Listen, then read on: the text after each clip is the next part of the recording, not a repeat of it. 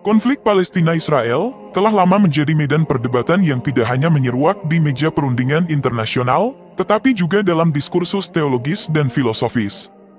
Di tengah pertikaian yang terus-menerus ini, muncul pertanyaan yang menghantui pikiran banyak orang, mengapa Allah seolah membiarkan konflik ini berlarut-larut tanpa resolusi yang jelas?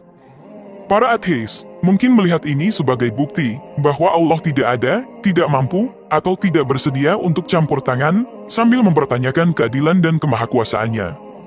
Sementara itu, mereka yang berdiri di sisi pro-Zionis sering menafsirkan kemenangan Israel sebagai indikasi bahwa Allah justru mendukung apa yang dilakukan Zionis Israel, meskipun sejarah telah mencatat beberapa kali bangsa Yahudi menyimpan dari jalur yang diyakini dikehendaki oleh Tuhan mereka. Narasi-narasi ini mengarahkan kita ke inti dari sebuah pertanyaan, apakah benar Allah membiarkan konflik ini berkepanjangan? Dan jika demikian, apa yang bisa kita pelajari dari ketidaksederhanaan situasi yang telah dan terus membentuk kehidupan dan politik di Timur Tengah, serta mempengaruhi pandangan dunia terhadap agama dan keberadaan Allah?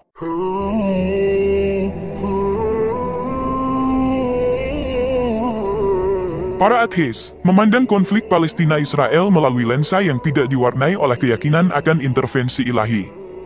Mereka menantang konsep keberadaan Allah dengan menunjukkan bahwa jika Allah benar-benar Maha Kuasa dan Maha Baik, konflik yang telah merenggut nyawa dan menghancurkan masa depan begitu banyak orang ini tidak akan berlarut sejauh ini.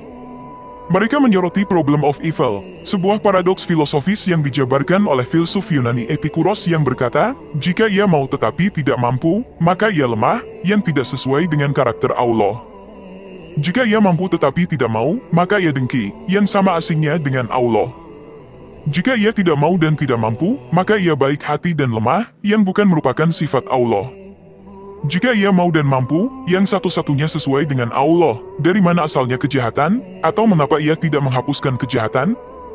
Dari perspektif historis dan data empiris, pandangan ini didukung oleh fakta, bahwa konflik tersebut telah berlangsung sejak deklarasi kemerdekaan Israel pada tahun 1948, yang sejak itu telah menyebabkan beberapa perang besar, seperti Perang 6 Hari pada tahun 1967, di mana Israel mengalahkan koalisi negara-negara Arab dan secara signifikan memperluas wilayahnya. Ateis mungkin menunjuk bahwa ini bukan sebagai bukti keberpihakan ilahi, tetapi sebagai hasil dari strategi militer, aliansi politik, dan kekuatan senjata. Misalnya Noam Chomsky, seorang intelektual dan kritikus sosial, berargumen bahwa faktor-faktor ekonomi, militer, dan geopolitik adalah yang menentukan hasil konflik, dan tidak ada intervensi supranatural, misalnya campur tangan Allah atau Tuhan yang lain. Argumen yang hampir sama terlontar dari mereka yang pro terhadap Zionisme Israel. Mari kita lihat. Bagi banyak pro-Zionis, sejarah Israel merupakan cerita tentang keberhasilan melawan rintangan yang tampaknya tidak mungkin.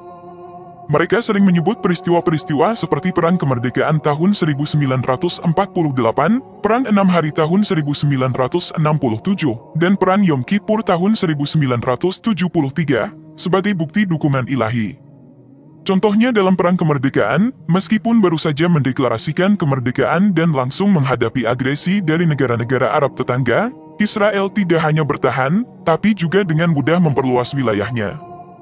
Data historis menunjukkan bahwa selama Perang 6 Hari, Israel berhasil menangkap semenanjung Sinai dari Mesir, dataran tinggi Golan dari Suriah, dan tepi barat dari Yordania.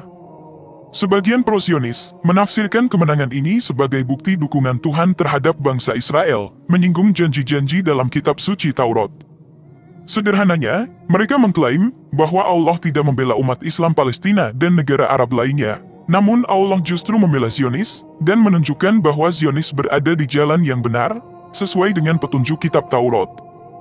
Dalam tradisi Yahudi, banyak referensi yang menguatkan pandangan ini. Kitab Taurat berulang kali menyebutkan perjanjian antara Allah dan bangsa Israel, seperti yang dinyatakan dalam Kejadian 12 ayat 2-3, di mana Allah berbicara kepada Abraham, "Aku akan membuat engkau menjadi bangsa yang besar. Aku akan memberkati engkau dan membesarkan namamu, dan engkau akan menjadi berkat. Aku akan memberkati mereka yang memberkati engkau, dan kutuk mereka yang mengutuk engkau, dan olehmu, semua kaum di muka bumi akan mendapatkan berkat." Orang-orang yang pro-Zionis mungkin melihat negara modern Israel sebagai lanjutan dari perjanjian ini. Walau begitu, bangsa Yahudi juga dikatakan berkali-kali mengecewakan Tuhan. Kitab Nevi'im atau kitab nabi-nabi dalam Alkitab Ibrani, seperti kitab Yeremia dan kitab Yehezkiel, berisi teguran-teguran keras untuk bangsa Israel karena berpaling dari ajaran Tuhan. Namun, konsep Heshbon Nefesh atau introspeksi spiritual memungkinkan konsep ampunan dan pemulihan hubungan dengan Tuhan, memberikan pandangan yang lebih kompleks dan dinamis tentang hubungan antara bangsa Yahudi dan Tuhan. Secara teologis, ayat-ayat seperti Amos 9 ayat 14-15 sering dijadikan dasar untuk menguatkan pandangan ini, dan aku akan memulihkan umatku Israel dari pembuangan, mereka akan membangun kota-kota yang reruntuhan dan mendiaminya, mereka akan menanam kebun anggur dan minum anggurnya, mereka juga akan membuat kebun dan memakan buahnya. Aku akan menanam mereka di tanah mereka sendiri, dan mereka tidak akan lagi dicabut dari tanah yang telah kuberikan kepada mereka, kata Tuhan, Allahmu. Ayat ini diinterpretasikan oleh sebagian pro-Zionis sebagai janji ilahi bahwa Israel akan berdiri teguh di tanah mereka. Dengan demikian, pandangan ini tidak hanya menggali klaim dukungan ilahi yang diperdebatkan oleh pendukung Zionis, tetapi juga mengakui kompleksitas dalam narasi teologis Yahudi tentang hubungan yang terus berubah antara bangsa Israel dan Allah. Namun, apakah benar Allah meninggalkan umat Islam Palestina dan pro terhadap Zionis Israel? Jika Hitler saja punya alasan, maka Allah pun demikian. Dalam menggali masa-masa kelam sejarah manusia, tidak ada yang lebih mencekam daripada tragedi Holocaust. Ini adalah era di mana Jerman Nazi yang dipimpin oleh Adolf Hitler berusaha menghapuskan keberadaan bangsa Yahudi. Meski Hitler memiliki agenda genosida, dia tidak mencapai tujuannya secara total, namun menyisakan beberapa di antara mereka untuk tetap hidup dan berkembang biak. Ketika kekalahan Nazi hampir pasti, ada perubahan dalam beberapa kebijakan mereka yang mengindikasikan upaya untuk melestarikan sumber daya dan tenaga kerja untuk tujuan perang daripada pemusnahan massal bangsa Yahudi. Dalam narasi teologis, ini bisa dipandang sebagai ujian bagi bangsa Yahudi, sebuah masa ujian yang mendefinisikan ulang identitas mereka, apakah mereka akan bertobat atau melakukan kerusakan kedua kali dan mempertegas hak mereka untuk sebuah negara setelah penderitaan panjang. Dukungan internasional yang muncul pasca perang memberikan dasar moral bagi pembentukan Israel dan menandai simpati global terhadap mereka yang selamat dari kekejaman tersebut. Dari perspektif yang lebih luas, khususnya dalam Islam, penderitaan seringkali dilihat sebagai bagian dari ujian kehidupan dengan pelajaran dan berkah tersembunyi. Al-Quran mengajarkan bahwa Allah tidak akan membebani seseorang, melainkan sesuai dengan kesanggupannya. Ini mencerminkan keyakinan bahwa setiap kesulitan adalah sesuatu yang dapat diatasi sebagai bagian dari proses evolusi spiritual. Dalam kesulitan juga terdapat kemudahan, sebuah konsep yang ditegaskan dalam ayat-ayat yang menjanjikan bahwa setiap masa sulit pasti diikuti dengan keringanan. Ini adalah pandangan yang menawarkan hikmah dan ketabahan di tengah badai konflik. Allah sengaja sisakan Israel sebagai medan jihad untuk menolong agama Allah. Salah satu bentuk jihad yang dapat dilakukan umat muslim adalah dengan menimba ilmu dari mereka dan agar umat Islam dapat membantu warga Palestina yang tertindas.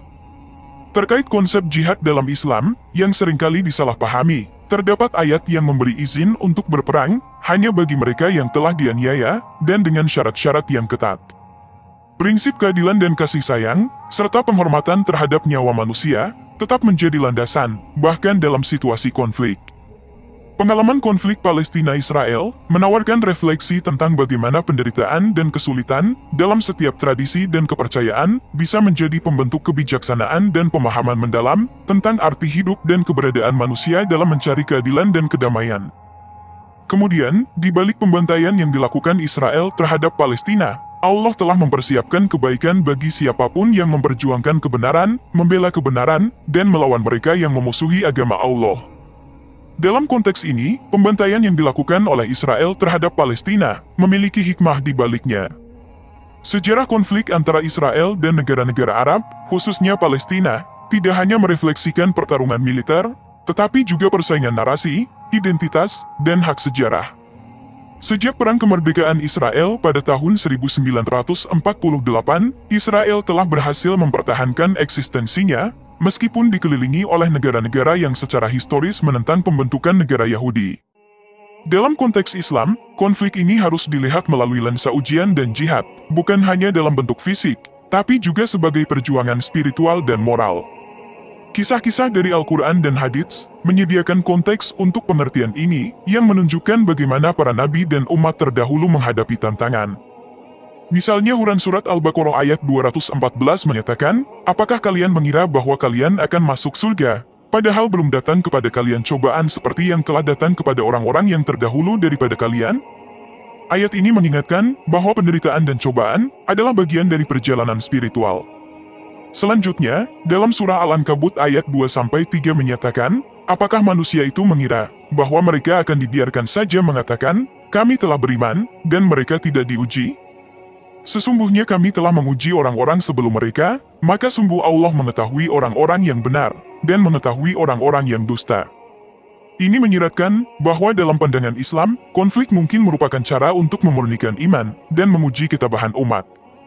Selain itu, ketidakmampuan negara-negara Arab untuk bersatu dalam konflik ini, sesuatu yang sering disoroti dalam diskusi regional, menunjukkan kompleksitas politik yang mendalam dan perbedaan strategi serta kepentingan masing-masing negara. Ketidaksepakatan ini bukan hanya masalah politik, tetapi juga refleksi dari interpretasi yang beragam tentang Islam dan peranannya dalam konflik modern. Israel sendiri, meski tampak kuat, negara ini juga menghadapi tantangan ekonomi dan sosial yang signifikan. Negara ini telah berjuang dengan pertanyaan tentang identitas, demokrasi, dan inklusivitas, pertanyaan yang mempertimbangkan keragaman masyarakatnya yang terdiri dari Yahudi dari berbagai belahan dunia, serta minoritas Arab dan lainnya. Dalam kebingungan dan pergolakan yang tak kunjung usai, konflik Palestina-Israel tetap menjadi sumber refleksi yang mendalam tentang sifat manusia, keadilan, dan pencarian kebenaran yang tak tergoyahkan. Di mana ada konflik, terdapat pula cerminan dari perjuangan kita bersama untuk mengerti dan menavigasi kerumitan dunia ini. Kita diingatkan bahwa di tengah perbedaan yang tampak tak berujung, ada pelajaran bersama untuk diambil dan dibagikan. Cerita ini bukan hanya tentang tanah dan kekuasaan, tetapi juga tentang hati dan jiwa yang mencari damai. Di setiap lembar sejarah yang penuh konflik, terdapat kesempatan untuk belajar, berempati, dan yang terpenting, untuk membangun masa depan yang lebih damai dan inklusif bagi semua yang terlibat. Semoga dapat bermanfaat untuk kita semua. Wallahu a'lam bishawab. Wassalamualaikum warahmatullahi wabarakatuh.